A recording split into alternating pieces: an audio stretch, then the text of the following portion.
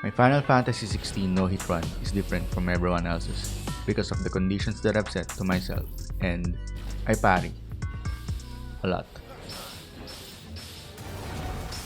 A lot of people claim that beating the game is easy, and I agree, until I found out on Reddit about the Medal of Valor. A Medal of Valor is obtained after completing a boss fight without taking any damage. To make things interesting, here are the rules. Rule number 1.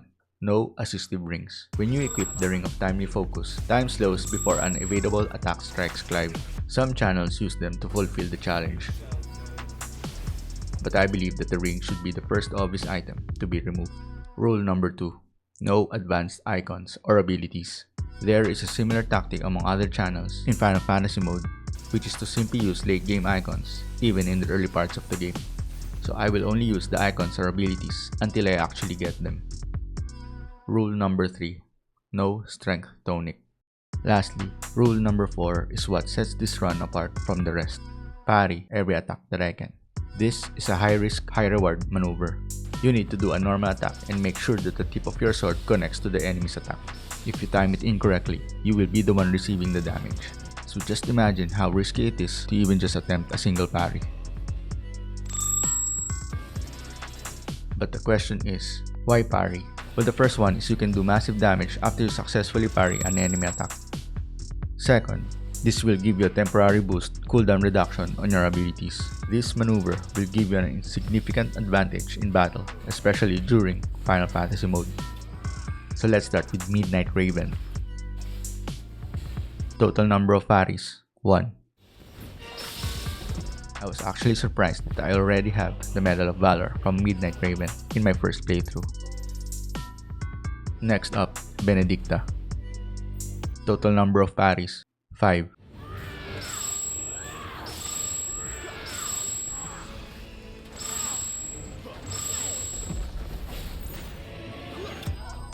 If you want to watch the full fight, just click here.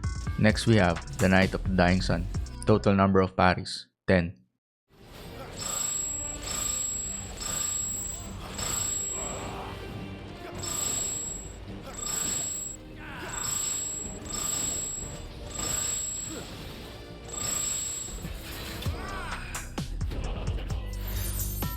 For the next one, Ifrit. Total number of parries, 2.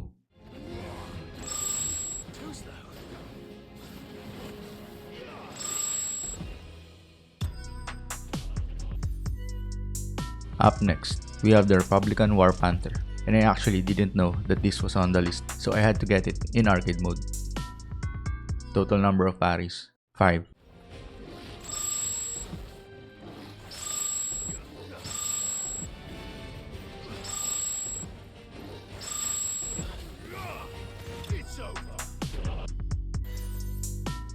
The next one, Liquid Flame. Total number of parries, 11.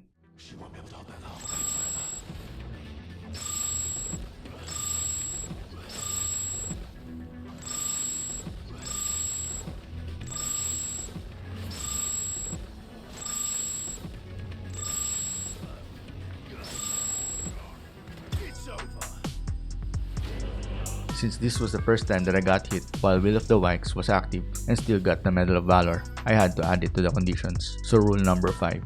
Don't use Will of the Wisps intentionally to avoid damage. Up next is Hugo Kupka. Total number of parries, 14.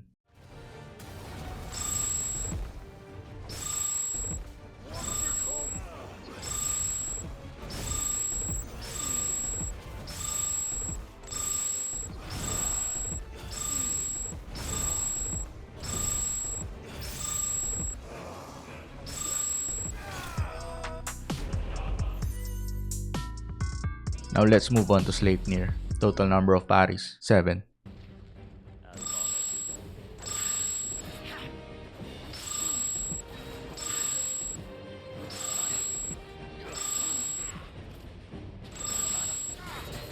After getting the Medal of Valor from Sleipnir without actually using Titan Block, I had the confidence to add it to the conditions. So rule number 6.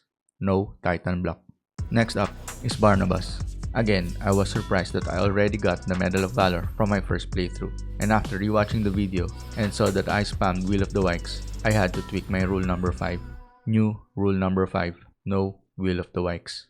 Now it's time for Odin. Total number of parries, 15.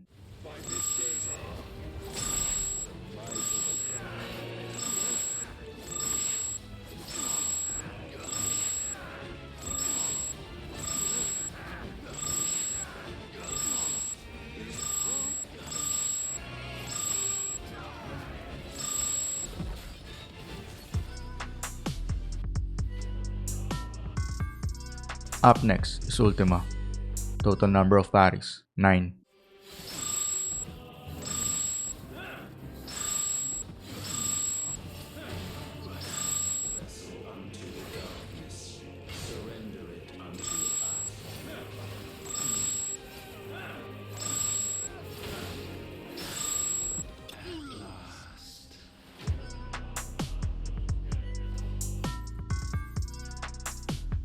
So before I proceed on to the last boss, I wanted to add one last condition.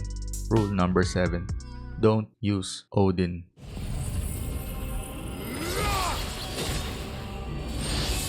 Final boss fight, Ultimalius. Total number of parries, 1.